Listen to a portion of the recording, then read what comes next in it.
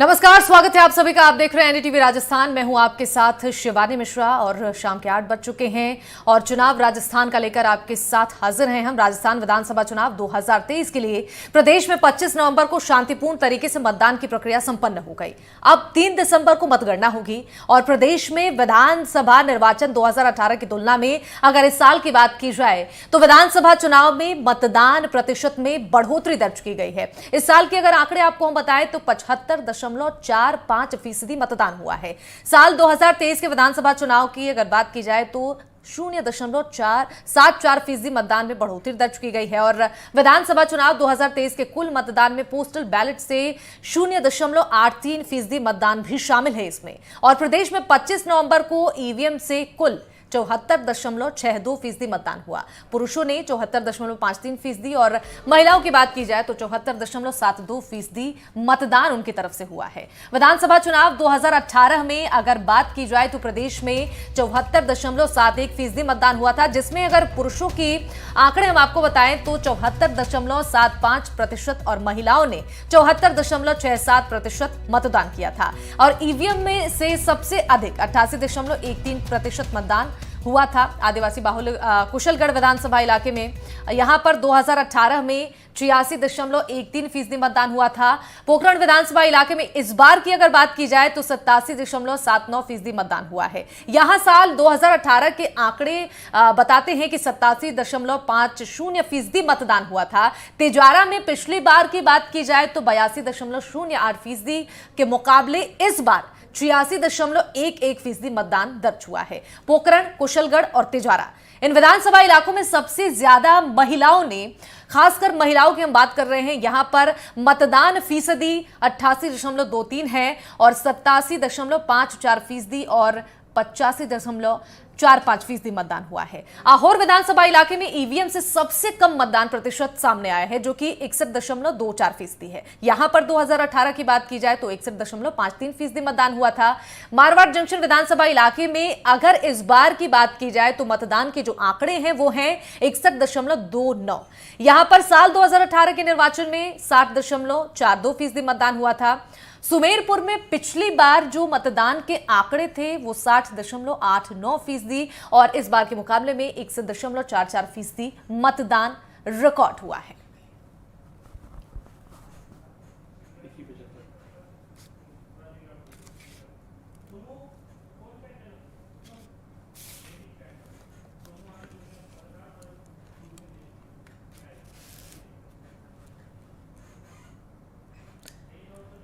तो ये आंकड़े जो इस वक्त निकलकर सामने आ रहे हैं किस ओर इशारा कर रहे हैं, इस पर हम करेंगे चर्चा चुनाव राजस्थान का में। और हमारे साथ हमारे संवाददाता हैं सोमू आनंद जुड़ चुके हैं। इसके अलावा हमारे साथ वरिष्ठ पत्रकार शिप्रा माथुर भी हैं और सहयोगी हमारे नीरज शर्मा स्टूडियो में हमारे साथ मौजूद हैं। तो इस चर्चा की शुरुआत करेंगे। सबसे पहले सोमू आनंद हमारे साथ जुड़े हैं। सोमू का रुख करते हुए चलेंगे। सोमू, देखिए फाइनल आंकड़े सामने आ चुके हैं।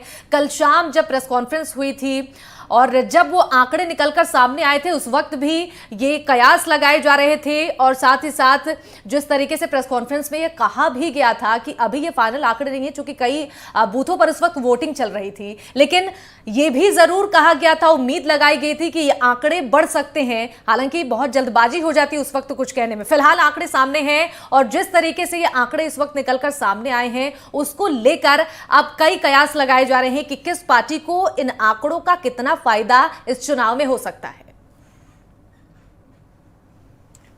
जी बिल्कुल, देखिए मैं इस वक्त उदयपुर में हूं और उदयपुर के आसपास का जो पूरा इलाका है, बांसवाड़ा, डूंगरपुर, इस इलाके में बहुत अच्छी वोटिंग हुई थी। वोटों की वर्षा पहले हुई थी और अभी उदयपुर में मौसम जो है वो बहुत खुशगवार है और बाहर बहुत तेज बारिश हो रही है, इसलिए मुझे बालकनी से आकर के अपने दर्शकों से बात करनी पड़ रही है। तो अभी आंकड़े आ गए हैं, करीब 0.74% के आसपास की वृद्धि है जो पिछले बार का आंकड़ा था और इस बार में। तो आमतौर पर ये ट्रेंड रहता है कि अगर वोटिंग प्रतिशत जो है वो बढ़ता है तो उसे मौजूदा सरकार के लिए खतरा माना जाता है। लेकिन एक बहुत महत्वपूर्ण बात और है इन चुनावों में कि पिछले कई चुनावों की तरह राजस्थान का यह चुनाव पूरी तरह से दो तरफा नहीं हुआ है। यानी सिर्फ कांग्रेस और भारतीय जनता पार्टी के बीच में मुकाबला है, ऐसा नहीं है। अलग अलग इलाकों में अलग अलग छोटे दलों ने भी उनकी मुश्किलें बढ़ाई है। तो इससे होता ये है कि वो सभी दल जो है अपने वोटरों को घरों से निकालकर मतदान केंद्र तक लाने की कोशिश करते हैं और मतदान प्रतिशत बढ़ाने की कोशिश करते हैं। तो एक तो महत्वपूर्ण बात जो मुझे मेरी समझ में आई यहाँ काम करते हुए ग्राउंड पे, वो दूसरी बात 82 सीटें आप देखें तो ऐसी हैं जहां पर वोटिंग प्रतिशत 2018 के मुकाबले घटा है। शेष जो सीटें हैं उस पर यह आंकड़ा बढ़ा है और कुछ सीटों पर तो यह आंकड़ा करीब 10% तक बढ़ा है। ये चौंकाने वाली बात है कि 10% तक का वो आंकड़ा बढ़ा है। तो ये भी देखना होगा कि किन किन सीटों पर जो है वो बहुत ज्यादा वोटिंग हुई है। उसमें तारानगर सीट है जहां से राजेंद्र राठौड़ चुनाव लड़ रहे थे। हाँ, उसके बाद आप शिव विधानसभा की बात कीजिए, वहां भी हमने देखा कि चतुष्कोणीय मुकाबला एक तरह से बाहर से देखने पे मिलता है कि वो वहां पे 4 बहुत मजबूत दावेदार जो हैं वो मैदान में हैं। तो वहां भी बहुत अच्छी वोटिंग हुई है। तिजारा में वोटिंग हुई है, तिजारा में के साथ साथ हवा महल में वोटिंग हुई है। तो सीटों का भी ट्रेंड है कि किन सीटों पर वोटिंग बहुत ज्यादा हुई है। तो इसलिए अभी तुरंत में मुझे लगता है यह कह पाना कि इससे किसी को फायदा होगा या किसी को नुकसान होगा, ये जल्दबाजी होगी। हमें 3 तारीख तक का इंतजार तो करना ही पड़ेगा क्योंकि इस डेटा के साथ बहुत सारी कहानियां जुड़ी हुई लगती हैं। बिल्कुल सही कहा आपने। अभी कुछ भी कहना जल्दबाजी है। 3 दिसंबर का इंतजार है। फिलहाल हमारे साथ वरिष्ठ पत्रकार शिप्रा माथुर जी भी जुड़ी हुई हैं। शिप्रा जी, राजस्थान का ये वोटिंग पैटर्न आपसे हम समझना चाहेंगे कि किस ओर इशारा कर रहा है, क्योंकि अब तो आंकड़े सार्वजनिक हो चुके हैं जिसका इंतजार सभी को था।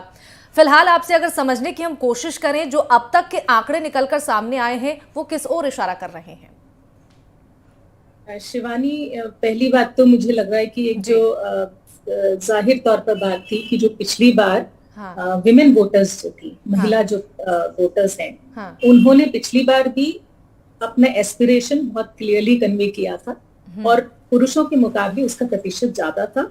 और इस बार मेरे मन में हमेशा से ये बात रही है पूरे 5 साल में कि महिला वोटर्स जो हैं, हम पूरे मतदाताओं को ही हालांकि साइलेंट वोटर कहते रहे हैं। राजस्थान का वोटर जो है रिवील नहीं करता है, इशारा नहीं देता है कि किस तरफ मुड़ेगा, लेकिन महिलाओं का रुख जो है वो बहुत क्लियर है कि वो अपनी बात कहना चाहती हैं, लेकिन कहने के मौके और मंच बहुत सीमित होने की वजह से ये बहुत बड़ा मौका होता है। मतदान के जरिए वो अपनी बात करने करती हैं। तो इस बार के मतदान में भी मुझे लगता है कि जो हल्का सा प्रतिशत, चाहे 0.5% ही ज्यादा है, लेकिन वो प्रतिशत एक इंडिकेटर है कि महिलाओं के मुद्दे, महिलाओं की एस्पिरेशन और उनकी ललक और उनकी भागीदारी वो बहुत मुखर तौर पर राजस्थान के मतदान में नजर आती है। दूसरी बात मुझे लगता है कि जो हल्का सा बढ़ोतरी लग रही है, जो कल तक थोड़ी सी संशय था कि शायद बहुत ज्यादा नहीं बढ़ा है और पिछली बार के मुकाबले करीब करीब उतना ही है, लेकिन अगर हम 1-1.5% का भी इजाफा अगर हम देखते हैं तो एक बात तो जाहिर है ही कि मतदाता ने बहुत क्लैरिटी के साथ में, बहुत स्पष्टता के साथ में स्पष्ट मतदान किया है। हाँ ठीक है, 80-85% का जो टारगेट इलेक्शन कमीशन ने भी बनाया था और हमें भी लग रहा था कि शायद, लेकिन ऐसे कोई मुद्दे इसलिए नहीं थे शिवानी, क्योंकि दोनों पार्टियों में, कल के आपके डिबेट में भी थी और मैं ये बात दोहरा रही हूँ कि क्योंकि दोनों पार्टियों से जो एक डिफरेंस जो दिखता था पहले पार्टीज में, पार्टीज की आइडियोलॉजी में और पार्टीज के अप्रोचेस में, वो डिफरेंस जो है वो कहीं खत्म हो चला है। क्योंकि हम अगर देखें कि किस तरह के प्रत्याशी मैदान में थे तो करीब करीब वही रिपीट चेहरे, चाहे कांग्रेस की बात करें या भाजपा की बात करें। अभी जो आपके साथी ने जो बोला वो भी मुझे लगता है कि बहुत इंटरेस्टिंग फैक्टर होगा राजस्थान के जो रिजल्ट्स आएंगे 3 तारीख को, वो ये है कि कांग्रेस और भाजपा दोनों में ही बागी उम्मीदवार थे। इस वक्त नाराजगी जिन भी उम्मीदवारों की थी वो खड़े हुए थे और कुछ सीटें जैसे सांचौर की जैसे सीट है, वहां त्रिकोणीय नहीं होके बल्कि चतुष्कोणीय मुकाबले भी है यहाँ। तो भाजपा के बागी, खासतौर से जैसे चित्तौड़ का अगर आप चुनाव देख लें, चित्तौड़गढ़ का, तो वहां पर जो चंद्रबान आख्या बागी होकर मैदान में थे, तो उनके प्रति और उनके होने की वजह से वो त्रिकोणीय मुकाबला हो गया। तो पहली बात तो ये कि जो पूरा मतदान अगर हम देखें, ओवरऑल देखें, तो स्पष्टता के साथ मतदान हुआ है। दूसरा, बहुत सफल मतदान इस मायने में माना जाएगा कि बहुत बड़ी घटना है। हालांकि हवा महल का क्षेत्र है और कुछ ऐसे इलाके हैं जहां पर जो वोटिंग है वहां पे जो कटे हैं उनके वोट, या ऐसा लगा कि वहां पर वोटिंग नहीं कर पाए काफी लोग, वो छुटपुट घटनाएं अगर हम मान लें तो ओवरऑल मुझे लगता है कि राजस्थान का चुनाव बहुत पीसफुल चुनाव और इनोवेशन के माध्यम का भी जो एक तरीका जो अपनाया, उसमें नए जो वोटर्स थे उनकी भागीदारी मुझे लगता है कि बहुत बढ़ चढ़कर भागीदारी की है, जो कि अच्छा संकेत है कि लोग सोच समझ के, भले ही बोले ना बोले, लेकिन वो बोलने का तरीका, क्योंकि मत ही होता है, वो उसके जरिए उन्होंने अपनी बात करने की। बिल्कुल सही कहा। हमारे सहयोगी भी हमारे साथ लगातार जुड़े हैं स्टूडियो से। बड़े ही करीब से आपने देखा है नीरज जी राजस्थान के चुनाव को, और जिस तरीके से इस बार जो आंकड़े सामने आए हैं, 75% जो वोटिंग हुई है, कांग्रेस से ज्यादा बीजेपी को इसका फायदा होगा या रिवाज बदलेगा, सवाल ये बरकरार है। और हर किसी के जहन में ये सवाल इस वक्त आ रहा है, चूंकि जो आंकड़े हैं वो कहीं ना कहीं अब इस ओर इशारा कर रहे हैं, चूंकि आंकड़ों में इस बार बढ़ोतरी हुई है पिछली बार के मुकाबले, अगर समझने की कोशिश की जाए तो। निश्चित रूप से शिवानी, देखिए जो मतदान बढ़ा हुआ नजर आया है, ये बड़े संकेत देता नजर आ रहा है। हाँ। क्योंकि शादी ब्याह का सीजन था, उसके बावजूद इतनी बड़ी तादाद में लोग निकल करके सामने आए और मतदान किया। खास बात जो सबको ध्यान आकर्षित करने वाली है, वो तीन बड़ी बातें हैं इसके अंदर। एक तो आदिवासी क्षेत्र जितना भी है दक्षिण राजस्थान का, ट्राइबल बेल्ट के अंदर बहुत जमकर के वोटिंग हुई है। 80% से ऊपर ज्यादा वहां पर वोट गए हैं। कई विधानसभा क्षेत्रों में हमने एनालिसिस किया तो ये पाया गया 80% से ऊपर जो है मतदान हुआ। यहां तक कि 88% तक जो मतदान है वो अपने कुशलगढ़ क्षेत्र के अंदर चला गया। 88.13% मतदान बांसवाड़ा के कुशलगढ़ के अंदर हुआ है।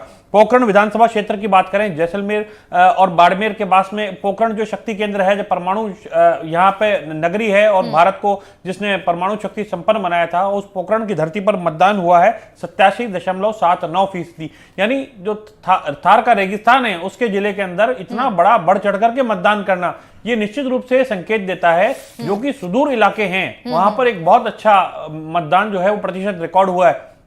तीसरी बड़ी भूमिका निभाई है महिलाओं ने। जो महिलाएं हैं वो पुरुषों से ज्यादा बढ़ चढ़ करके आगे आई हैं, और 2013 से जो महिलाओं ने एक नई परिपाटी शुरू की अधिक मतदान करने की, वो परिपाटी महिलाओं ने इस चुनाव में भी बरकरार रखी और महिलाओं ने पुरुषों की तुलना में अधिक मतदान किया।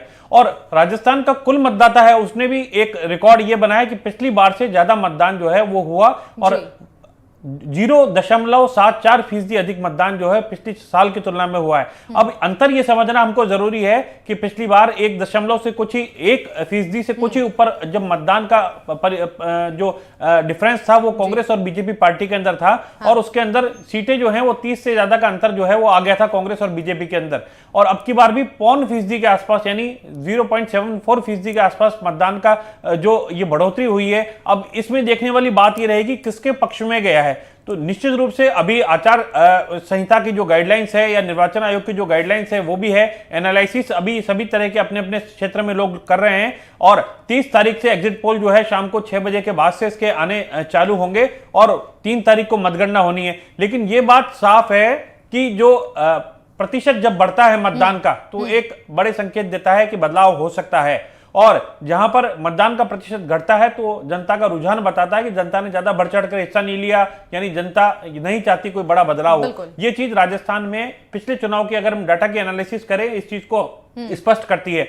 दूसरी बड़ी महत्वपूर्ण बात यह है कि राजस्थान के अंदर कई ऐसी सीट थी जहां पर कहा जा रहा था वोटों का ध्रुवीकरण हो सकता है। ऐसी सीटें जहां पर हिंदू मुस्लिम आमने सामने जो है पुरजोर तरीके से खड़े थे। जैसे हम पोखरण सीट की ही बात करें तो वहां पर महंत प्रतापपुरी जो हैं वो सामने खड़े थे। साले मोहम्मद वहां पर राजस्थान सरकार के मंत्री हैं, उनका मुकाबला था। जयपुर के हवा महल सीट की बात करें तो यहाँ एक महात्मा जो हैं वो महंत यहाँ पर बाल मुकुंदाचार्य खड़े थे बीजेपी की ओर से। कांग्रेस की ओर से आर तिवारी को टिकट दिया गया, मंत्री महेश जोशी का टिकट काट करके, उनके भी यहाँ पर मंदिर है। तो लेकिन मुकाबला यहाँ पर भी जोरदार टक्कर वाला था। एक और बात करें अगर हम शिव विधानसभा क्षेत्र की, तो वहां पर भी कमोबेश ऐसे हालात जो है वो देखने को मिले। इसी तरीके से बाबा बालकनाथ के क्षेत्र की बात करें, जो कि सांसद भी हैं बीजेपी की ओर से और तिजारा सीट पर चुनाव लड़ रहे थे, तो वहां पर भी ये स्थिति बनती हुई नजर आई, जहां पर एक मुस्लिम कैंडिडेट उनके सामने था। तो यहां पर मतदान प्रतिशत जो है वो ज्यादा बढ़कर के सामने आया है, अच्छी वोटिंग हुई है। कई और इसमें एक और पक्ष इसका हम देखें तो कई दिग्गज ऐसे नेता थे जहां पर मतदान प्रतिशत घटा है। जैसे बात करें सरदारपुरा क्षेत्र की, जो मुख्यमंत्री अशोक गहलोत का क्षेत्र है, वहां से उन्होंने चुनाव लड़ा। उनके सामने जो कैंडिडेट था उसकी इतनी बड़ी छवि नहीं थी जितनी गहलोत का कद है, तो वहां पर मतदान प्रतिशत घटा हुआ नजर आया। वसुंधरा राजे सिंधिया 2 बार की मुख्यमंत्री, पूर्व मुख्यमंत्री हैं, उनके क्षेत्र की बात करें तो वहां पर भी मतदान प्रतिशत घटा हुआ नजर आया। सचिन पायलट टोंक से विधानसभा चुनाव लड़ रहे हैं, उनके क्षेत्र में मतदान प्रतिशत घटा हुआ नजर आया।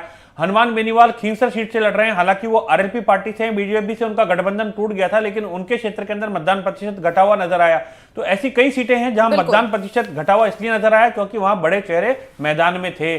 सिरोही सीट या आसपास का जो क्षेत्र है वहां पर भी हमने देखा कई जगह प्रवासी लोग हैं, जहां के लोग व्यापार करने के लिए गुजरात में या दक्षिण भारतीय राज्यों के अंदर जाते हैं। वहां मतदान प्रतिशत हम देखा कि वहां पर मतदान प्रतिशत इतना नहीं बढ़ पाया या कम रहा।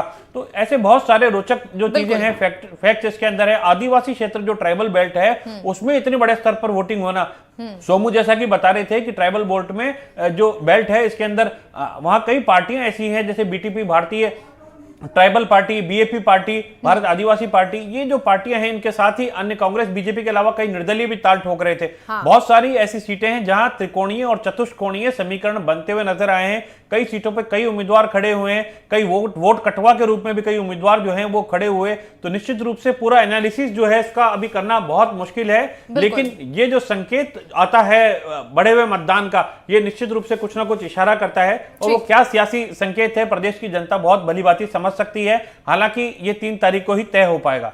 हमारे साथ तमाम मेहमान जुड़े हुए हैं। सबसे पहले हम रुक कर लेते हैं, राजनीतिक विश्लेषक हैं आशुतोष रावत जी। आशुतोष जी, सबसे पहले तो स्वागत है आपका। और इससे पहले जब ये चर्चा चल रही थी, हमारे वरिष्ठ सहयोगी नीरज शर्मा ने तमाम वो फैक्ट्स बताए हैं जो वाकई जिन्हें अगर समझने की कोशिश की जाए तो ये रिजल्ट बदल सकते हैं। और वाकई जो इंटरेस्टिंग फैक्ट्स हैं, जिस तरीके से जो वीआईपी सीटें हैं जहां पर वोटिंग परसेंटेज में कहीं कहीं बढ़ोतरी देखने को मिली है, लेकिन कई ऐसी वीआईपी सीटें हैं जहां पर वोटिंग परसेंटेज पिछली चुनाव की तुलना में कम हुए। इसे समझने की अगर कोशिश की जाए तो किस ओर इशारा कर रहे हैं ये आंकड़े? देखिए शिवानी जी, पहली चीज तो मैं यह कहना चाहूंगा कि वोटिंग परसेंटेज कम होने ज्यादा होने से अब बहुत ज्यादा राजनीतिक कयास नहीं लगा सकते हैं। 2010 के बाद में मैं खास तौर पर यह देख रहा हूं कि अब वोटिंग पैटर्न में चेंज आया है। पहले वोटिंग परसेंटेज बढ़ने का सीधा सा मतलब होता था कि भारतीय जनता पार्टी को फायदा हो रहा है, या ये कह सकते कि सरकार बदलने के लिए लोगों ने मतदान किया है। लेकिन फिर 2010 इसी लाइन को जरा अच्छे से समझाइए, क्योंकि दर्शकों के मन में भी, राजस्थान की जनता के मन में भी ये सवाल हमेशा आ रहा है जब ये आंकड़ों में उतार चढ़ाव देखने को मिल रहा है। जी देखिए शिवानी जी, 2010 के बाद में तमाम राज्यों में जो विधानसभा और लोकसभा चुनाव हुए हैं, वहां पर अगर आप सीट वाइज वोटिंग परसेंटेज को कैलकुलेट करने की कोशिश करें तो अब ऐसा कुछ तय फॉर्मूला नहीं है कि वोटिंग परसेंटेज बढ़ा है तो भारतीय जनता पार्टी को ही फायदा होगा।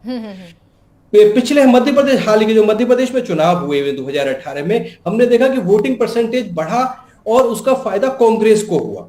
तो अब कांग्रेस को भी बढ़े हुए वोट परसेंटेज का फायदा मिलता हुआ कई चुनावों में लगा है। अब ऐसा पहले से ऐसा सेट फॉर्मूला कि भारतीय जनता पार्टी को इसका फायदा मिलेगा, अब मुझे व्यक्तिगत तौर पर कम से कम ऐसा नहीं लगता। राजस्थान की भी अगर आप वोटिंग परसेंटेज को गौर करें तो मुझे लगता है कि पार्टियों को वोट देने के साथ साथ इस बार जो त्रिकोणीय और चतुर्कोणीय मुकाबले हुए या दो तरफा मुकाबले भी हुए हैं, वो बहुत नेक टू नेक है, बहुत क्लोज फाइट है। इस बार कोई राजस्थान में वेव नहीं थी। कांग्रेस की यहां सरकार थी, लेकिन कांग्रेस के खिलाफ एंटी इनकम्बेंसी नहीं थी, या ये कहिए कि जो मुख्यमंत्री अशोक गहलोत साहब ने अंतिम 8-9 महीने में जो तमाम जन कल्याणकारी योजनाएं लागू की, उनकी वजह से उन्होंने सरकार के खिलाफ जो एंटी इनकम्बेंसी थी उसको काफी हद तक पाटने का काम किया, और वो ग्राउंड पर हमको दिखा भी। नीरज जी और सोमू जी में फील्ड में रिपोर्टिंग कर रहे हैं तो उस चीज को उन्होंने नोटिस भी किया होगा कि सरकार को कम से कम काफी हद तक कांग्रेस को जो चुनाव में द्वारा से स्ट्रांगली खड़े हुए हम जो देख पा रहे हैं, उनमें मुख्यमंत्री अशोक गहलोत साहब की जन कल्याणकारी योजनाएं हैं। लेकिन वही अगर बात करें भारतीय जनता पार्टी की तरफ से, तो भारतीय जनता पार्टी जिस तरह से तमाम मुद्दों को उठा रही थी, लेकिन शायद विपक्ष के रूप में वो इतनी मजबूत नहीं थी। अगर नरेंद्र मोदी जी का चेहरा या राष्ट्रवाद का मुद्दा अगर प्रभावी होता है तो शायद मुख्यमंत्री अशोक गहलोत जी की जो जन कल्याणकारी योजनाएं थी वो हमको निष्प्रभावी होती हुई दिख सकती हैं। और जिस तरह से वोटिंग परसेंटेज में महिलाओं और यूथ को, देखिए दोनों राजनीतिक दल, दोनों पर गौर करिएगा आप, दोनों की अगर आप पॉलिटिकल स्ट्रेटेजी आप गौर करेंगे तो दोनों का फोकस महिलाओं और युवाओं और किसान पर, इस 3 वर्ग पर यह पूरा चुनाव केंद्रित लाया गया। कांग्रेस ने कहीं एक बार इस पूरे इलेक्शन कैंपेन में मुस्लिम शब्द का प्रयोग नहीं किया। इस बार का यह पूरा इलेक्शन कैंपेन यूथ के नाम पर लड़ा गया, महिलाओं के नाम पर लड़ा गया और किसान के नाम पर लड़ा गया। लेकिन भारतीय जनता पार्टी और कांग्रेस को आप पाएंगे कि दोनों लगभग इन दोनों तबकों के बीच में एक जैसी घोषणाएं करते हुए दिखे। कोई 500 रुपए का सिलेंडर दे रहा था, कोई 450 का सिलेंडर दे रहा था, कोई 400 का सिलेंडर दे रहा था, कोई 2 लाख नौकरियां दे रहा था, कोई 20 लाख नौकरियां दे रहा था। तमाम तरह के वादे, तमाम तरह के दावे दोनों राजनीतिक दलों ने इन इलेक्शन कैंपेन में किए। लेकिन अंततः जनता ने किसकी बात सुनी, कौन ज्यादा अपने बात को प्रभावी ढंग से जनता के दिमाग को, दिलो दिमाग पर बैठा पाया कि यह हमारे लिए वाकई एक अच्छी सरकार होगी, जिस तरह की बातें घोषणाएं कर रहे हैं उस तरह की चीजें हमें डिलीवर करेंगी। तो मुझे लगता है कि जिस तरह के कयास हम इन परिणामों को लेकर के सोच करके बैठे, शायद उसके उलट भी कुछ बहुत बिल्कुल सही कहा आपने। श्याम सुंदर शर्मा जी भी हमारे साथ जुड़े हुए हैं, स्वागत है सर। राजनीतिक विश्लेषक हैं और सुन रहे थे आपको जिस तरीके से आपने इन बातों का जिक्र किया है कि दोनों ही पार्टियों की तरफ से जिस तरीके से महिलाओं और युवाओं को खासकर साधने की कोशिश की गई है चुनाव में, इसका असर भी देखने को मिला है। महिलाओं की बात की जाए तो वोटिंग परसेंटेज में इजाफा हुआ है इस बार, इसको किस तरीके से समझा जाए? देखिए शिवानी जी, जी अब निश्चित रूप से महिलाओं ने बढ़ चढ़ के हिस्सा लिया है और कुछ जगह चिंता का विषय इसलिए है कि कहीं पाली में 65% ही मतदान हुआ, 66% सिरोही में मतदान हुआ, 68% करौली में मतदान हुआ और 69% जालोर और सवाई माधोपुर में मतदान हुआ। इलेक्शन कमीशन बार बार कहता है कि प्रवासी लोग थे, लोग आ नहीं पाए इसलिए मतदान कम हुआ। उदयपुर और जोधपुर की बात करें वहां भी मतदान कम हुआ और मतदान ज्यादा कहाँ हुआ, जहाँ दूरीकरण की स्थिति थी, जहां पर दोनों ही लोग, एक मुस्लिम धर्मगुरु खड़ा हुआ था, एक हिंदू धर्मगुरु खड़ा हुआ था, वहां पर मतदान का प्रतिशत 82% गया। सही बात है, मुख्यमंत्री जी अपने क्षेत्र में इतना प्रचार प्रसार करने के बाद मतदान कम क्यों करा पाए मुझे नहीं पता। इस पहले मतदान ज्यादा हुआ था, इस बार कम हुआ। गोविंद सिंह डोटासरा के यहाँ मतदान ज्यादा हुआ कि दोनों तरफ से अलग अलग स्थितियां बनी हुई थी।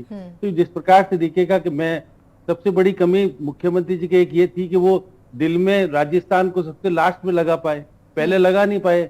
अब आशुतोष जी जैसे कह रहे थे, दोनों के बीच में समन्वय नहीं था, ना मुख्यमंत्री और सचिन पायलट के बीच में समन्वय नहीं था और लास्ट में जाकर के आप उनकी जो मार्मिक अपील को बाद में कार्य कर रहे थे। और देखिएगा, मुझे तो लगता है कि मुख्यमंत्री जी का कार्यालय तो उनके समर्थित लोगों को तो जिताने में लगा हुआ था और जो खिलाफ जो सचिन पायलट के लोग खड़े हुए थे उनको हराने में लगा हुआ था। मैं भी देख रहा दीपेंद्र सिंह शेखावत की बात करें, जो कि विधानसभा के पूर्व अध्यक्ष थे, उनके यहाँ एक यादव खड़ा हो गया, गुटके वाला था, वो पैसा बहुत खर्च किया। बिल्कुल। और देखिएगा जो श्याम सुंदर जी, आपने जो अभी जिस बात का जिक्र किया है ये बहुत इंपॉर्टेंट है, इस पर हम आगे भी चर्चा करेंगे। हमारे साथ तमाम मेहमान जुड़े हुए हैं, हमारे संवाददाता सोमू आनंद भी हमारे साथ जुड़े हुए हैं उदयपुर से। सोमू, देखिए, आदिवासी बहुल इलाकों में इस बार अगर वोटिंग परसेंटेज की बात की जाए तो काफी इस बार वोटिंग परसेंटेज में इजाफा देखने को मिला है। हालांकि चुनाव से पहले देखा गया, चाहे कांग्रेस पार्टी की बात कर ली जाए या फिर बीजेपी की बात कर ली जाए, दोनों ही पार्टियों ने आदिवासी बहुल इलाकों में तमाम दौरे किए, जनसभा की और जनता को साधने की पूरी कोशिश की। ये जो वोटिंग परसेंटेज इस बार के चुनाव में बढ़ता हुआ नजर आ रहा है, क्या ये उन्हीं दौरों और जनसभाओं का असर है? देखिए, पूरी तरह से तो नहीं, लेकिन हाँ, उसका भी असर जरूर है।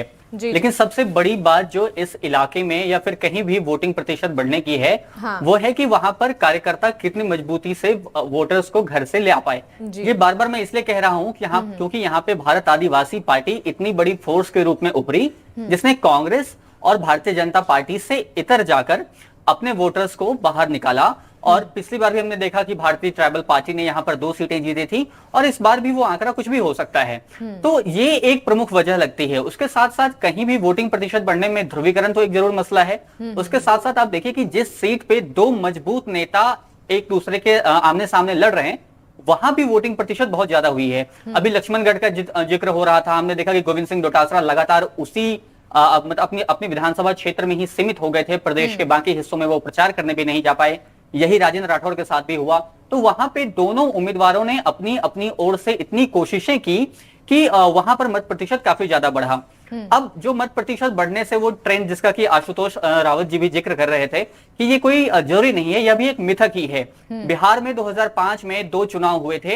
हाँ। तो उन 2 चुनावों में पहले 45% फिर एक बार 46% वोटिंग हुई। उसके बाद जब 2010 में जब विधानसभा के चुनाव हुए तो 6% जो है आंकड़ा वोटिंग का बढ़ा। हाँ। लेकिन लैंडस्लाइड विक्ट्री एनडीए की थी और स्थिति ऐसी हुई कि ऑपोजिशन पार्टी का दर्जा किसी पार्टी को नहीं मिल पाया। हाँ। फिर 2015 में भी 2010 के मुकाबले करीब 2-3% वोटिंग बढ़ा, लेकिन फिर से नीतीश कुमार की ही सरकार आई तो वोटिंग प्रतिशत बढ़ता रहा, लेकिन सरकार की सीटें भी बढ़ती रहीं उसी के साथ साथ।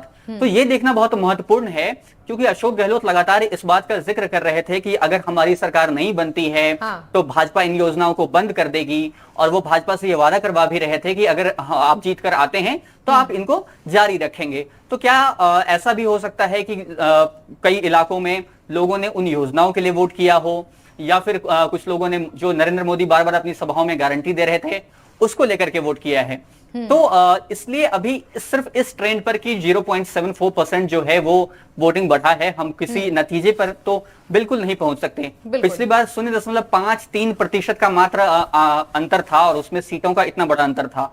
इस बार भी वो कुछ हो सकता है, और निश्चित रूप से मुझे लगता है कि क्योंकि मैं जैसा कि आपने भी जिक्र किया कि कई सीटों पे चतुष्कोणीय मुकाबला है, त्रिकोणीय मुकाबला है, चित्तौड़गढ़ का जिक्र आया, खुद जो आदिवासी इलाका है उसमें 84 जो सीट है, या डूंगरपुर जो सीट है, आसपुर सीट है, इन सारी सीटों पर, और उदयपुर की एक वल्लभनगर सीट पर, इन सारी सीटों पे कमोबेश त्रिकोणीय चतुष्कोणीय मुकाबला है। और जब इसके परिणाम आएंगे, जीत कर आता है, कौन किसको कितना नुकसान पहुंचाता है। अब डीडवाना में यूनुस खान चुनाव लड़ रहे हैं तो ऐसी चर्चा है कि एक तबका उन्हें वोट करेगा, और अगर वैसा होता है तो वो भाजपा के बागी हैं लेकिन नुकसान किसी और पार्टी को पहुंचा सकते हैं। तो कई जगहों पर समीकरण कई अलग अलग हिसाब से हैं, इसलिए अभी ये स्थिति बहुत नहीं है कि इन आंकड़ों के आधार पे हम किसी अंतिम नतीजे तक पहुंच पाएं। बिल्कुल सही कहा आपने, इंतजार तो करना ही पड़ेगा। हमारे सहयोगी भी हमारे साथ स्टूडियो में मौजूद हैं, नीरज शर्मा। नीरज जी, अगर समझने की कोशिश की जाए जो आदिवासी क्षेत्र में सर्वाधिक मतदान हुआ, इसे नकारना बिल्कुल सही नहीं होगा, क्योंकि इतनी तादाद में जिस तरीके से वोटिंग परसेंटेज बढ़ा है इस बार, और दोनों ही पार्टियों ने आदिवासी बहुल इलाकों में तमाम जनसभाएं की है, इसको अगर समझने की कोशिश की जाए, ये जो 25 सीटें हैं रिजर्व जो आदिवासी बहुल इलाका में, अगर इसे समझने की कोशिश की जाए, इस बार के मतदान फीसदी में जो बढ़ोतरी हुई है वो किस ओर इशारा कर रहे हैं, और कुल मिलाकर इस बार के जो आंकड़े बढ़े हैं उस पर क्या दोनों ही पार्टियों का प्रभाव रहा है जिस तरीके से जनता को साधने की कोशिश की गई है? देखिए, राजस्थान विधानसभा की 200 में से 199 सीटों पर मतदान हुआ। हाँ। और जो एसटी रिजर्व सीटें हैं राजस्थान विधानसभा की, एससी रिजर्व सीटें 34 हैं, जबकि एसटी रिजर्व सीटें जो हैं वो 25 हैं। तो आदिवासी बेल्ट के अंदर जो बड़ा स्तर पर मतदान हुआ है, सीधे तौर पर ये बताता है कि आदिवासी जो मतदाता हैं उनके अंदर अपनी राजनीतिक जो जानकारियां हैं वो उनकी राजनीतिक जानकारियां बढ़ी हैं, और राजनीतिक रूप से उनमें जागरूकता भी आई है। जिस तरीके से आदिवासी बेल्ट को कांग्रेस और बीजेपी के अलावा अन्य पार्टियों ने, जो कि आदिवासी क्षेत्र की रीजनल क्षेत्रीय पार्टियां बनकर के उभरी हैं तेजी से राजस्थान में पिछले कुछ चुनाव से, उन्होंने बड़े बेहद दूर दराज रिमोट एरिया में जाकर के उनको छुआ है और उनके मुद्दों को उठाया है। तो आदिवासियों में एक बड़ी जागरूकता जो है वो मतदान को लेकर के पहले से थी, इस बात से इनकार नहीं किया जा सकता, और इस बार वो निकल करके आए हैं, ये बात सही है। रिमोट इलाकों के अंदर, आदिवासी इलाकों के अंदर बाहर अंदर से मतदाताओं को ले करके और मतदान केंद्रों तक पहुंचाना और खुद आदिवासियों को पहुंचना इस बात को बताता है। और सर्वाधिक मतदान यदि आदिवासी क्षेत्र के अंदर देखने को मिलता है तो ये शहरी आबादी के लिए सोचने वाली बात है कि जब आदिवासी क्षेत्र का व्यक्ति अपने अधिकारों के लिए, लोकतांत्रिक अधिकार के लिए इतना ज्यादा जागरूक हो सकता है तो शहरी मतदाता या अन्य मतदाता, ग्रामीण मतदाता क्यों नहीं। तो निश्चित रूप से ये सीख भी है और उनको सबक लेना चाहिए। इससे अगली बार अच्छा मतदान प्रतिशत जो है वो लोकसभा चुनाव में भी देखने को मिल सकता है, जो कि माना जा रहा है उसका सेमीफाइनल ये राजस्थान का विधानसभा चुनाव था। इसके साथ ही आपको बता दें, क्षेत्रवार 2018 से अगर तुलना हम करते हैं तो लेटेस्ट ये आंकड़े कहते हैं पूर्वी राजस्थान में 64 में से 37 सीटों पर मतदान बढ़ा है और 27 सीटों पर घटा है। ये पूर्वी राजस्थान का आंकड़ा है। मारवाड़ अगर क्षेत्र की बात करें तो 48 में से 25 सीटों पर मतदान बढ़ा है, जबकि 23 सीटों पर यहां मतदान घटा है। इसी तरीके से मेवाड़ हाड़ौती जो रीजन है, इसकी 48 जो सीटें हैं, इनमें से 40 सीटों पर मतदान बढ़ा है, 8 सीटों पर मतदान घटा है। उत्तरी राजस्थान क्षेत्र की बात करें तो 39 सीटों में से 15 पर मतदान बढ़ा है और साथ ही 24 पर घटा है। क्षेत्रवार पूर्वी राजस्थान में अगर मतदान प्रतिशत की बात करें 73.7% मतदान यहां रिकॉर्ड किया गया है। मारवाड़ क्षेत्र में 71.7% मतदान हुआ है। मेवाड़ हाड़ौती रीजन के अंदर 77.8% मतदान हुआ है और उत्तरी राजस्थान में 75.9% मतदान हुआ है। तो ये मतदान सीधे तौर पर ये संकेत देता है कि मतदान बढ़ा है और जनता ने बढ़ चढ़ के मतदान लिया है। ऐसे समय में जब सर्दी का सीजन है, दूसरा शादी ब्याह का और सावों का सीजन है, और इसी कारण से निर्वाचन आयोग को तारीख बदलनी पड़ी थी। 23 की जगह 25 तारीख को मतदान की तारीख तय करनी पड़ी थी। और लगातार जब ये सीजन चल रहा है उसके बावजूद इतनी बड़ी संख्या में लोगों का बाहर निकल के आना, मतदान करना और महिलाओं का बढ़ चढ़ करके वोट में हिस्सा लेना, बिल्कुल महिलाओं का यहाँ पर आपने जिक्र किया है। शिप्रा जी हमारे साथ लगातार बनी हुई है, वरिष्ठ पत्रकार हैं। शिप्रा जी देखिए, दोनों ही पार्टियों की तरफ से महिलाओं को साधने की पूरी कोशिश इस बार चुनावी मैदान में देखने को मिली है। चाहे बीजेपी की बात कर ली जाए या फिर कांग्रेस पार्टी की बात कर ली जाए, दोनों ही पार्टियों ने अपने आप को महिला हितैषी बताने की पूरी कोशिश की है। प्रचार प्रसार जिस तरीके से किया जा रहा था, महिलाओं के हित में जिस तरीके से तमाम वादे किए जा रहे थे, और ऐसे में महिलाओं के मत प्रतिशत में बढ़ोतरी, अगर इसे समझा जाए तो किस ओर इशारा कर रहे हैं? जैसा मैंने पहले कहा शिवानी, कि महिलाओं का प्रतिशत एक तरह से नेशनल ट्रेंड है। हाँ। अगर आंकड़े भी देखें, NFHS के भी आंकड़े पिछले कुछ समय पहले आए थे, तो उसमें आपने देखा कि जो भागीदारी है या उनकी संख्या में भी बढ़ोतरी जो है वो आपको दिख रही है रूरल इंडिया में खास तौर से। तो ये जो पूरा मतदान है, इसमें जो भागीदारी है महिलाओं की, और खास तौर से जो ग्रामीण इलाका है हमारा, वहां पर बढ़ चढ़कर हिस्सा लेना।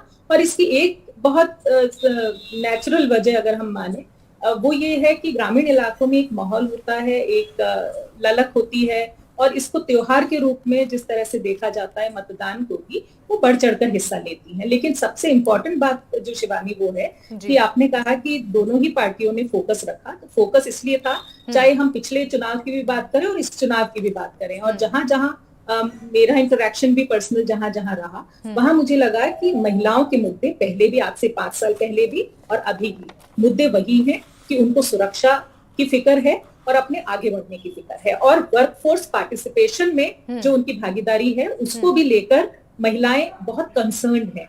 तो ये जो एस्पिरेशन है, जो शायद मुखर तौर पर हमें सुनने में उस तरह से नहीं आती है, लेकिन हम, क्योंकि आप जानती हैं कि महिलाएं जो हैं वो आसानी से उस तरह से नहीं खुलती हैं कि आप माइक लेके जाएं और उनसे पूछें तो वो अपनी बात कह देगी। आप उनसे जब रिश्ता जोड़ेंगी, आप उनसे दिल से दिल की बात करेगी, तब वो अपनी बात संकेतों में कहती हैं और फिर उसके आगे बढ़ के जाहिर तौर पर कहती हैं। तो राजस्थान में क्योंकि एक मुद्दा, सुरक्षा का मुद्दा, आज से 5 साल पहले लगातार ये मुद्दा बना रहा है। और एक बात मैं जरूर कहूंगी शिवानी, कि चाहे दोनों पार्टियां लुभाने की कोशिश करती हैं महिलाओं को, लेकिन महिलाओं के मुद्दे पर सार्थक तौर पर काम करने की मैं कहूंगी कि इस पूरे 5 साल के दौर में विपक्ष की भी ये विफलता रही कि इतने बड़े बड़े मुद्दे जो कि राष्ट्रीय तौर पर बहुत बड़े तरह से मौजूदगी होनी चाहिए थी जिन मुद्दों की, वो उस तरह से नजर नहीं आए। क्राइम नहीं हुए हैं, हीनियस क्राइम जिसे कहते हैं, ब्रूटल क्राइम जिसे कहते हैं, वो हुए हैं। और ये आंकड़ा छोटा नहीं है कि 17 रेप्स पर डे अगर राजस्थान में हो रहे हैं, तो ये शर्म की ही बात नहीं थी, बल्कि ये बात भी थी कि विपक्ष को भी अपनी मुखर भूमिका निभानी थी। तो कंसर्न कितनी है पार्टियां, ये तो हमें पता है, लेकिन मुद्दा ये होना चाहिए शिवानी, क्योंकि हम अब डिबेट जब हम कर रहे हैं, क्योंकि मतदान हो चुका है, बिल्कुल अभी मुद्दा हमारे लिए ये होना चाहिए कि महिलाओं की बात दबे नहीं फिर से, और अब जो भी सरकार आए उसके सामने ये सवाल लगातार रहे, और हमारे नागरिक, जागरूक नागरिक भी ये सवाल लगातार करते रहे, चाहे सरकार पार्टी में जो सरकार बनेगी वो पार्टी, या विपक्ष में जो बैठी पार्टी है। उन दोनों की साझा जिम्मेदारी है कि राजस्थान को जिस तरह से अब देखा जा रहा है कि क्राइम में नंबर 1 हो गया है, उस तरह से देखा न जाए। क्योंकि पहले भ्रूण हत्याओं के कारण, कन्या भ्रूण हत्या के कारण जाना जाता था, और अब रेप्स के कारण राजस्थान की अगर पहचान हो रही है, तो ये हम सबके लिए शर्म की बात होनी चाहिए। तो मुझे लगता है कि दोनों पार्टीज जो हैं उनका एक कंसर्न होना चाहिए, और ये बहुत बड़ा मुद्दा था। दूसरा बड़ा मुद्दा, आपने मैंने देखा आपके अभी विजुअल्स चल रहे थे, कि इंक्लूजन का जो एक सोच है कि जो छिटके हुए समाज है, हाशिए के जो लोग हैं, उनके साथ हम ईमानदारी से पेश आएंगे कि नहीं आएंगे। अभी के इलेक्शन में एक जरा सा इंडिकेशन है, भले ही वो छोटी बात लगती हो, कि जैसे पिंडवाड़ा का इलाका है, वहां के कुछ गांव, एक गांव ने बहिष्कार किया मतदान का। और अगर आप गौर से आपने, क्योंकि आप तो रोजाना रूबरू हो ही रहे हैं बातों से, श्रोताओं से, तो आप लोग लगातार ये बात भी दिखा रहे हैं कि कितने छोटे मुद्दे हैं उनके, कि सड़क नहीं है, पानी नहीं है, हमारी पंचायत के साथ, हमारी गांव के साथ न्याय नहीं होता है क्योंकि फलाना पंचायत में वो शामिल नहीं है। तो ये जो ऐसे मुद्दे हैं, ये आज के दौर में हमारे लिए लोकतंत्र में शर्म के मुद्दे होने चाहिए। और अब हमें यही हाईलाइट करना है कि अब जो भी सरकार चुनती है, क्योंकि मतदान हो चुका, मतदाता अपना रुख बता चुका है, जो भी सरकार आए, क्योंकि अभी हम प्रेडिक्शंस में नहीं अगर जाएंगे, तो उसमें सबसे इंपॉर्टेंट बात यही है कि जो भी आए उसके सामने ये सवाल बिल्कुल क्लियर होना चाहिए। और मतदान के दौरान आप अभी जो विजुअल दिखा रही थी कि जो एक ट्रांसजेंडर समुदाय है, भले वो बहुत छोटा सा तबका है, लेकिन उसे शामिल करना इस पूरी प्रक्रिया में, ये हमारे लिए, ये सिर्फ दिखावे के विषय, ऑप्टिक्स के विषय नहीं होने चाहिए कि मतदान में उन्हें हम अच्छे विजुअल्स के रूप में हमें नजर आ रहे हैं, लेकिन उनके साथ हम न्याय कितना कर पाते हैं, उनके लिए नीतियां कितनी बना पाते हैं। और नीतियों से भी बड़ी बात जो शिवानी, इस पूरे मतदान के दौर में हमने ये पाया कि हमने लगातार ये बात की कि बहुत अच्छी पॉलिसीज हैं, बहुत अच्छे अनाउंसमेंट्स हैं, गारंटीज हैं, लेकिन धरातल पर वो उतर रही है कि नहीं उतर रही है, ये सबसे बड़ा सवाल है। कि आपने सब्ज बात तो दिखा दी है, लेकिन वो धरातल पर है कि नहीं है, असल बात तो वही। बिल्कुल, इसको समझते हैं। हमारे साथ आशुतोष जी भी जुड़े हुए हैं, सुन रहे थे आपको भी। और मूलभूत सुविधाओं की अगर हम बात करें, चूंकि देखिए वादे और दावे की बात की जाए तो चुनाव में कांग्रेस पार्टी की तरफ से 7 गारंटी योजना की बात की जाए, बीजेपी की तरफ से संकल्प पत्र की बात की जाए, तमाम बड़े बड़े वादे किए गए, युवाओं को लेकर, महिलाओं को लेकर, रोजगार को लेकर, गैस सिलेंडर के दाम को लेकर। इसके अलावा अगर जमीनी स्तर पर हम मूलभूत सुविधाओं की बात करें, जिस तरीके से पानी, बिजली, सड़क, ये जो मूलभूत सुविधाओं की कमी की वजह से जो इस वक्त कई इलाकों में लोग परेशान हैं, अगर इस चुनाव में जो आंकड़े निकलकर सामने आए हैं और लोगों में जो नाराजगी कई जगहों पर देखने को मिली है, उसको अगर रिलेट करने की कोशिश की जाए इन आंकड़ों के जरिए, तो क्या निकलकर सामने आ सकता है जब नतीजे सामने आएंगे तब? देखिए शिवानी जी, कम से कम अभी इस इलेक्शन पूरे कैंपेन को अगर आप देखें, चाहे वो भारतीय जनता पार्टी का हो या कांग्रेस का हो, तो दोनों बड़े राजनीतिक दलों की तरफ से इस जो मूलभूत सुविधाएं हैं, जो मूलभूत मुद्दे हैं, उनको लेकर के किसी भी दल की तरफ से कोई बात नहीं की गई। तमाम वो मुद्दे, तमाम वो सुविधाएं जो इस क्षेत्र के मतदाता को चाहिए, क्षेत्र के निवासी को चाहिए, उनकी बातें करता हुआ कोई नहीं दिखाई दिया। हम अगर पार्टियों के विजन की बात छोड़ दें तो तमाम उम्मीदवार थे, जो प्रत्याशी से जो विधानसभा क्षेत्र वाइज चुनाव लड़ रहे थे, उन्होंने भी किसी तरह का कोई रोड मैप इस राजस्थान के इस विधानसभा चुनाव में दिया हो, ऐसा मुझे नहीं नजर आता है। विकास की बातें कुल मिलाकर के इस बार राजस्थान के चुनाव से मुझे लगभग गायब होती हुई दिखी। जहां कांग्रेस पूरा इलेक्शन कैंपेन अपनी 10 गारंटी योजनाएं, जिनको हम कह सकते हैं जन कल्याणकारी योजनाएं कह सकते हैं, या भारतीय जनता पार्टी की भाषा में कहें तो फ्रीबीज के नाम पर पूरा इलेक्शन कैंपेन कांग्रेस ने लड़ा। और बहुत प्रोफेशनली एक एजेंसी को हायर करके उन्होंने पहली बार एक चुनाव इस तरह का राजस्थान में लोगों को देखने के लिए मिला, जिसमें जनता से जुड़े मुद्दे नहीं थे, क्या किया गया उसका उल्लेख नहीं था, क्या सरकार उनको देगी, सिर्फ जिक्र इस बात का था। ये एक बहुत बड़ा अंतर मैं देखने के लिए मिल रहा हूं। सरकारें वरना आकर के अपना विजन पेश करती हैं कि हमारा ये विजन होगा, ये रोड मैप होगा, ऐसे प्रदेश को या क्षेत्र को आगे तरक्की के रास्ते पर ले जाएंगे। लेकिन अगर कांग्रेस की आप बात करें तो वह उनका तमाम पूरा जो इलेक्शन कैंपेन था, वो क्या हम आपको देंगे, फ्री में देंगे या कम कीमत पर देंगे, उस पर फोकस था। वहीं दूसरी तरफ अगर आप भारतीय जनता पार्टी के इलेक्शन कैंपेन को देखें तो उनका पूरा समय इस बात पर लगा कि कैसे इस चुनाव को राष्ट्रवाद के नाम पर लड़ा जाए, कैसे मोदी जी को इस राजस्थान के चुनाव में चेहरा बनाया जाए। क्योंकि स्थानीय किसी भी बड़े छत्रप को आगे नहीं करने का एक बड़ा खामियाजा कांग्रेस, माफ कीजिएगा, भारतीय जनता पार्टी को इस क्षेत्र में हो रहा था, जिसकी वो मोदी के चेहरे के नाम पर करना चाहते थे। तो कुल मिलाकर के अगर आम जनता से जुड़े मूलभूत मुद्दों की और विकास के मुद्दों की बात करें तो शायद मेरी नजर में दोनों राजनीतिक दलों की तरफ से इस बार इस मुद्दे पर ने भी कोई कदम उठाने की कोशिश नहीं की। ठीक है, और एक बार फिर से इस चर्चा को जारी रखते हैं। हमारे साथ तमाम मेहमान जुड़े हुए हैं। सबसे पहले रुक कर लेते हैं, हमारे साथ जुड़े हुए हैं श्याम सुंदर शर्मा जी, राजनीतिक विश्लेषक हैं। जैसा कि मुझे याद है, आप शुरुआत में ही चेहरे पर चर्चा कर रहे थे। अगर समझने की कोशिश की जाए, जो बड़े नेता हैं उनके क्षेत्र में इस बार जो वोटिंग परसेंटेज है वो इस बार कम देखने को मिली है, इसे किस तरीके से समझा जाए, संक्षेप में जानना चाहेंगे जरा। देखिए शिवानी जी, निश्चित तौर पर कहीं तो बढ़ा है और कहीं घटा है। हाँ। और महत्वपूर्ण ये है कि जहां मुख्यमंत्री चुनाव लड़ रहे थे, जनोपयोगी सारी चीज देने वाले थे, वहां परसेंटेज कम क्यों हुआ, ये सोचने विषय है। और निश्चित रूप से बहुत सारी जगह में देख रहा था, सीपी जोशी हैं, उनके यहाँ भी मतदान कम हुआ और बाकी जगह हुआ। लेकिन मैं अब ये है कि बार बार जो आशुतोष जी कह रहे थे कि सरकार ने बजट में नहीं दिया कुछ देने वाली बात थी, आपने बाद में गारंटी दी 11, उस गारंटियों का धरातल पे रजिस्ट्रेशन करके आप उपयोग देना चाहते थे। आप वैसे उसका उपयोग सबको मिलना चाहिए। बजट में ये होता है कि 1 अप्रैल से लागू हो जाता है बजट, हमारे यहाँ अप्रैल से लागू नहीं हुआ बजट हमने रजिस्ट्रेशन करके लाभ देने का। आप देखिए 100 यूनिट बिजली की बात कही गई, जन आधार जन जब घोषणा पत्र लाए उसमें नहीं है 100 यूनिट बिजली फ्री। 2000 किसानों को आप यूनिट बिजली की फ्री देंगे, आपने उसमें जन घोषणा पत्र में नहीं कहा है। ईआरसीपी को लेकर इतना हल्ला गुल्ला हो रहा था, क्या हुआ, उन्होंने मेरे को तो नहीं लिखा, दोनों ही पार्टियों ने अपने, उन्होंने संकल्प पत्र में नहीं रखा, ना इन्होंने जन घोषणा पत्र में रखा। इसके बाद अगर बात की जाए, मानगढ़ की बात बार बार हो रही थी, दोनों ने रखा। तो देखिए जो मूल मुद्दे हैं, महिलाओं के मामले में जिस प्रकार से, सही बात है, यहाँ पर जो घटनाएं घटी, हमारे यहाँ शर्म से हमारा सिर दुखता है। लेकिन आप प्रतिपक्ष ने जिस प्रकार से प्रतिपक्ष के नेता को ऐन वक्त पे हटा करके आसाम का राज्यपाल बना दिया जाता है, तो उसका मतलब आप जानते हैं क्या होना चाहिए। इसका मतलब है कि फिर राज्यपाल आकर के वोट भी डालते हैं यहाँ पर, वो अपना राजनीतिक करियर को अभी भी मानते नहीं कि मैं राजनीति से दूर हो गया हूँ राज्यपाल बनने के बाद भी। तो यहाँ जिस तरह की निश्चित रूप से प्रधानमंत्री ने जो जनसभाओं में जाकर के कहा कि मोदी का मेरा व्यक्तिगत काम करके दिखाना, तो उन्होंने व्यक्तिगत काम क्या कहा कि राम राम कहना अपने लोगों को जाकर के, और राम राम से मुझे आशीर्वाद मिलेगा महिलाओं का, पुरुषों का, तो मैं अब भविष्य को बदल दूंगा। तो बहुत सारी चीजें, अलग तरह की घटना हमारे राजस्थान में इस बार देखने को मिली।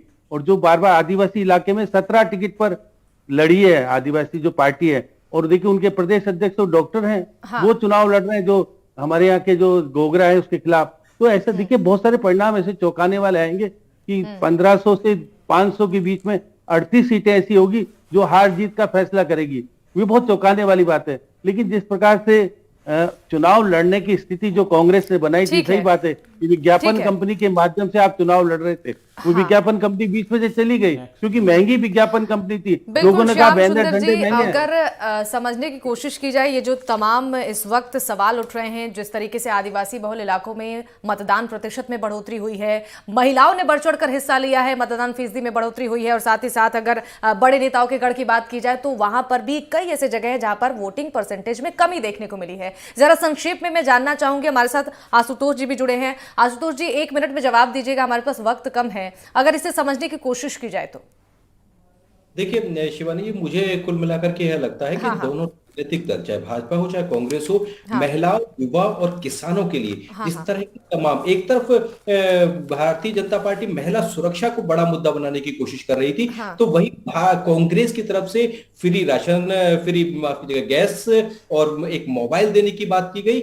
यानी कुल मिलाकर के अस्मिता बनाम फ्री देने का कॉन्सेप्ट यह युवा और महिला दोनों के साथ में दोनों बड़े राजनीतिक दलों ने प्रयोग किया। अब देखने की बाद वाली बात होगी कि 3 तारीख को जनता चीज पर अपनी मुहर लगाई है। बिल्कुल सही कहा आपने, और हमारे साथ जुड़ने के लिए बहुत बहुत शुक्रिया। हमारे साथ आशुतोष रावत जी जुड़े थे, राजनीतिक विश्लेषक हैं। श्याम सुंदर शर्मा जी जुड़े थे, वो भी राजनीतिक विश्लेषक हैं। शिप्रा माथुर जी जुड़ी थी, वरिष्ठ पत्रकार, आपका भी बहुत बहुत शुक्रिया। हमारे वरिष्ठ सहयोगी नीरज शर्मा जुड़े थे, आपका भी बहुत बहुत शुक्रिया। तो कुल मिलाकर देखिए, इंतजार करना होगा जब नतीजे निकलकर सामने आएंगे। फिलहाल जिस तरीके से आंकड़े निकलकर सामने आए हैं, महिलाओं ने बढ़ चढ़कर इस बार मतदान किया है। आदिवासी बहुल इलाकों की अगर बात की जाए तो यहां पर भी मतदान फीसदी बढ़ोतरी हुई है। इसके अलावा जो तमाम दिग्गज हैं उनके गढ़ में चुनावी फीसदी की अगर बात की जाए, मतदान फीसदी की, तो कई ऐसे गढ़ हैं दिग्गजों के जहां पर मतदान फीसदी में कमी देखने को मिली है। इंतजार करना होगा 3 दिसंबर को जब नतीजे निकलकर सामने आएंगे। फिलहाल जो तमाम अपडेट्स है उसके लिए आप हमारे साथ जुड़े रहिए और देखते रहिए एनडीटीवी राजस्थान। नमस्कार।